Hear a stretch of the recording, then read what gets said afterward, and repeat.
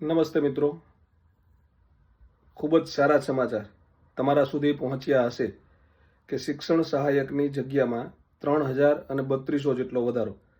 હવે આનાથી આનંદ શિક્ષણ સહાયકને તો છે જ, પણ એની સાથે સાથે મિત્રો વિદ્યા સહાયક માટે પણ આ ખૂબ જ સારા સમાચાર છે. કારણ કે 3200 મિત્રો જેનું મેરિટ સારું હશે એ બધા શિક્ષણ સહાયકમાં હાજર થઈ જશે.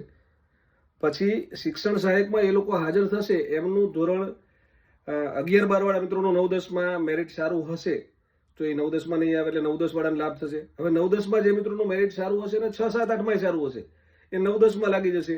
એટલે સ્વાભાવિક છે કે ધોરણ 6-7-8ની ભરતીમાં પણ મેરિટ ડાઉન જશે, અને 6-7-8 અને 1 થી 5 બંનેમાં જેને લાગુ પડતું હશે એ મિત્રો તો 6-7-8માં વયા જશે. તો તમને ધોરણ 1 થી 5 વાળા મિત્રોને in short TET 1, TAT secondary અને ટાટ હાયર સેકન્ડરી બધાના માટે આ ખૂબ જ સારા સમાચાર છે. અને જે મિત્રોને હજી તૈયારી કરવાની છે અને તૈયારીમાં આળસ આવે છે, કચાશ છે, વિચાર કરતા રહે છે, એ બધાને આમ આગ્રહપૂર્વક કહું છું, મંડી પડજો. કારણ કે ગઈ વખતે જ્યારે ટાટ HSI અને ટાટ SI ત્યારે કોઈ એ બાબતને સિરિયસલી નહોતું લેતું, પણ જે મિત્રોએ સિરિયસ તૈયારી કરી એ બધાને અત્યારે ફળ ચાખવા મળે છે. એટલે જ્યારે પરીક્ષા આવે ને મિત્રો, ત્યારે સિરિયસ થઈ અને પ્રિપરેશન કરવામાં ફોકસ કરાય. તમે સારી રીતે તૈયારી કરી લ્યો. ઘણા બધાને અસમંજસ છે કે સાહેબ આવતા વર્ષે ભરતી નહીં આવે, એટલે ગયા વર્ષે ભરતી આવશે જ નહીં એવું બધું આ કહેતા હતા, અને આ અત્યારે 25,000-27,000ની ભરતી થઈ જશે. તો આવું જ આવતા વર્ષે પણ થઈ શકે છે. તમે મેન્ટલી તૈયાર રહેજો. એની પાછળનું કારણ છે કહું તમને. આ વખતે આ 10,000 મિત્રો જે હાજર થશે, આ 10,700માં એવા ઘણા બધા હશે કે જે અત્યારે 6-7-8માં નોકરી કરતા હશે. એટલી સીટો ખાલી થશે. કચ્છની જગ્યાઓ આવી ગઈ છે, તો ટેટ 2માં ભરતી થશે જ.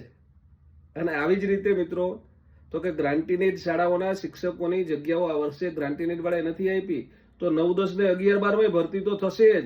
એટલે તમે ઈચ્છતા હોય કે ભવિષ્યમાં તમારે સરકારી શિક્ષક બનવું છે, તો યા હોમ કરીને પડો. ફતેહ છે આગે. તૈયારી કરવી પડે, દિલ દઈને કરવી પડે, લાંબા સમય માટે કરવી પડે, તો પરીક્ષામાં સારા માર્ક્સ આવે. અને પછી બિનજરૂરી આપણે બીજા કોઈ રઝળપાટ ન કરવા પડે, બીજી કોઈ દોડાદોડી ન કરવી પડે, અને શાંતિથી નોકરી મળે. તો થઈ જાવ શરૂ. જે મિત્રોને ગયા વર્ષે નથી સારા માર્ક્સ આવ્યા એ, જેને હમણાં BEd PTC પૂરું થયું છે એ, અને જે ગઈ વખતે ચૂકી ગયા હતા, પરીક્ષા જ નથી આપી, એ બધાય સરસ તૈયારી શરૂ કરી દો. આવજો, bye bye, take care everyone.